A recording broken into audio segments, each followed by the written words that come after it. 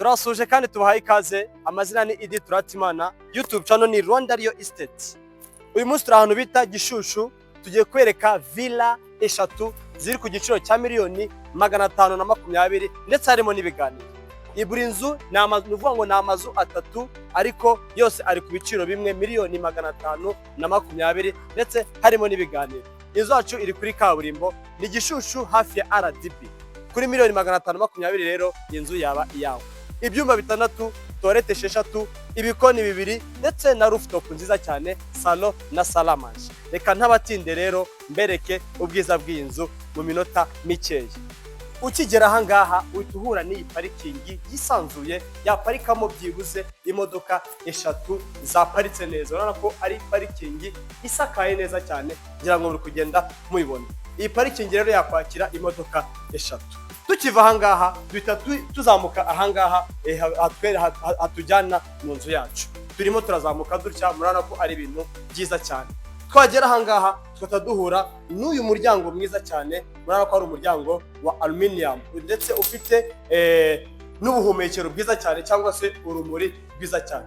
Twagera aha ngaha ugahura n'iyi salon nziza, urabona ko ari salon yisanzuye ifite design nziza cyane, amatara meza, urabona ko bagiye bayubakana amatara meza cyane. Inzu yacu irisanzuye.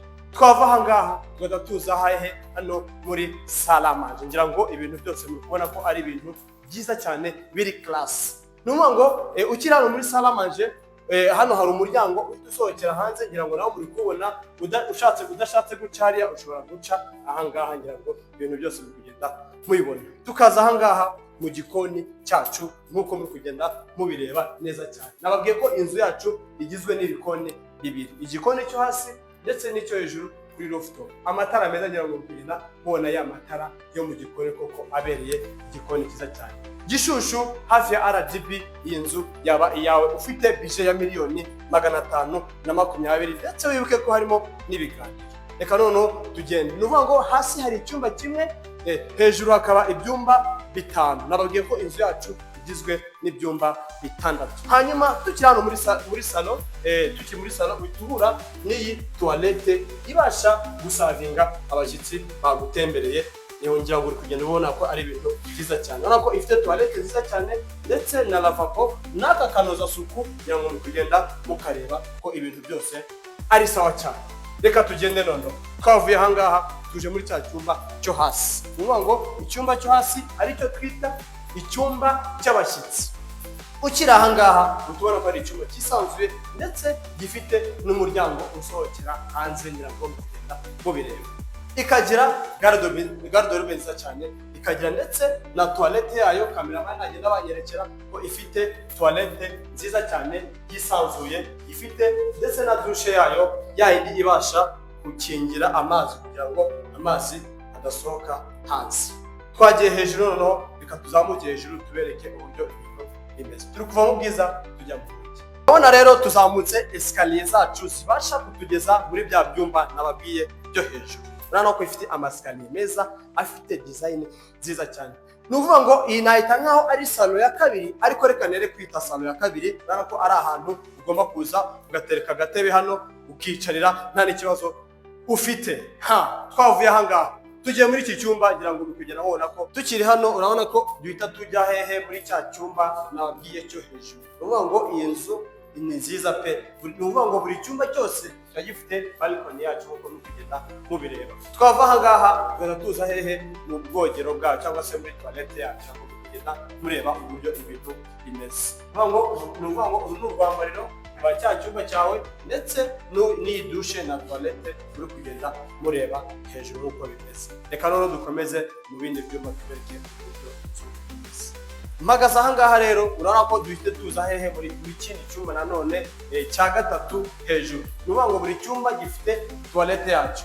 Urabona ko ifite twava hariya tugenda tuza aha ngaha muri iki cyumba noneho cya master bedroom cyiza cyane. Urabona ko ari icyumba cyisanzuye gifite garde-robe. Ngira ngo mubona ko ari garde-robe ebyiri, umupapa umumama bose bakabika imyenda yabo neza bitonze nta kibazo bafite. Hanyuma amatara meza, plafond ya gypsum, izose ni gypsum. Hanyuma tukagira iyi balcon muri kubona hano ifite amabara meza cyane. Ngira ngo mubona buryo ari udustone finish bagiye bashyiraho twiza cyane tubereye ijisho. Ino nzu ni nziza pe, iyi nzu ndayigutuye. Twava aha ngaha tukaza tuza hehe muri ya toilette yayo. Udutara ifite udutara twiza cyane kugira ngo bikugenda mureba ubudesign bagiye bashyiraho udutara twiza cyane. Tukaza hano tukaza tuza hehe muri ya toilette yacu ya chambre principale. Toilette nziza cyane ifite na jacuzzi ifite ndetse n'ubwogero ushobora kogeramo uhagaze ugafunga neza toilette yawe nta kibazo ufite. Urabona ko ari ibintu byiza cyane bibereye ijisho. Hanyuma rero reka dukomezanye n'icyumba cyo hejuru na rooftop dusoza. Nkuko nababwiye rero ko inzu yacu igeretse gatatu, ni ukuvuga ngo hasi hari icyumba kimwe toilette ndetse na toilette y'abashyitsi, ikagira second floor igizwe n'ibyumba 4, ikagira n'ikindi cyumba cyo hejuru gifite nacyo toilette yayo. Icyo cyumba rero mbabwira dore ni iki ngiki, murabona ko twakigezemo, icyumba cyiza cyane, murabona ko ari icyumba kinini gifite ndetse na garde-robe yacu. Tukaza noneho no mu iki cyumba kindi nanone kindi cyo hejuru, ni ukuvuga ngo hejuru hari ibyumba 2, nari nibeshye, hejuru hari ibyumba 2, hagati hakaba ibyumba 3 ndetse no hasi hakaba icyumba kimwe, ikagira ibyumba 6, toilette 6. Tukaza noneho kuri rooftop y'agatangaza, muze tujye kuri rooftop turebe ukuntu imeze. Twagiye kuri ya rooftop nababwiye, murabona ko ifite rooftop nziza cyane yitegeye umujyi, murabona ko ari ahantu heza cyane hari class. Urumva ngo Gishushu ni ahantu heza, ngira ngo muri kubona RDB ahantu iri, ngira ngo ibintu byose mubona ko ari ibintu biri class cyane. Tukaza gutya muri cya gikoni nababwiye cyo hejuru kibasha gusavinga abantu bari kuri rooftop.